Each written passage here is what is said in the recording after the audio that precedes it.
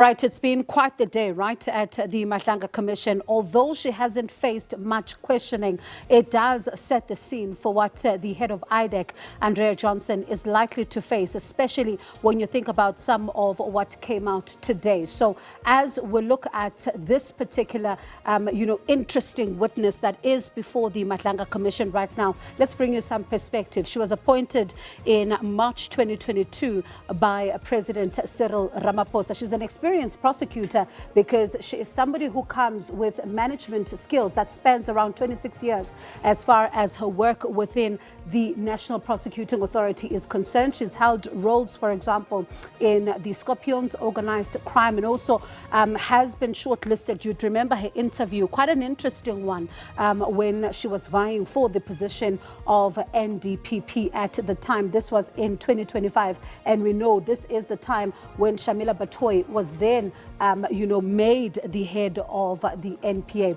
And then at the same, in fact, to replace Shamila Batoyi as the head of the NPA. Then at the same time, she is facing serious allegations as the head of IDAC before the Madlanga Commission, because this is an entity that, has really come under scrutiny as far as some of the allegations have been concerned, as we have seen with Brian Parayachi, a senior investigator within that particular body, IDAC, appearing before the Madlanga Commission last week.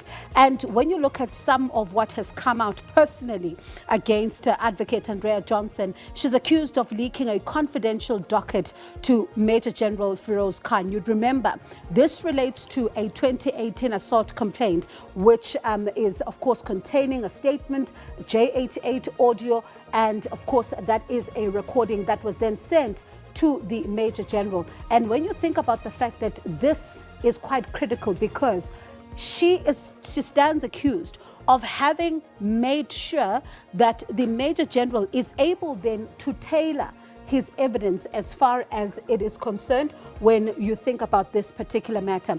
And then at the same time, you think about the descriptions that have been made here. If these allegations are to be proven, it is improper for her to have done this. But of course, remember, these are still allegations at the time. You would have heard a witness that came before the commission, concealed, speaking about the fact that she received a call from a person calling herself Andrea, and then sent this particular docket to her Gmail address, and then said, as soon as you've made sure that the Major General sees this particular email, you then need to delete it.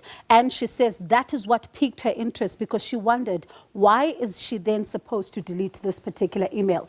And then at the same time, when you look at the 13th, a day that a lot of people were waiting to see whether will she be able to come before the commission and give her version of events, she then falls ill. And she said today that she notes that the commission took a dim view to the medical certificate that she had then produced at the time. In fact, to use the words of the chairperson of the commission at the time, he described that particular medical certificate as, and I quote, useless. And today, we saw her then giving the commission a different medical certificate and asking the commission not to disclose her illness at the time. But then she does, of course, confirm that she did have to go see a doctor. And then at the same time, you think about what has now been the big issue. And this is around the issue of credibility as far as this particular organization is concerned, because a lot of the allegations that have emerged here, especially with regards to the investigation around some of those senior officers of crime intelligence are concerned, there have been a number of questions that have been raised about this institution and how credible is it at this stage. But you would have then seen the Minister of Justice, Mamuluko Kubai, insisting that IDAC must stay credible, but also saying members of the public must not lose faith in this particular entity. So let's stay with this particular story and really just look at what exactly happened.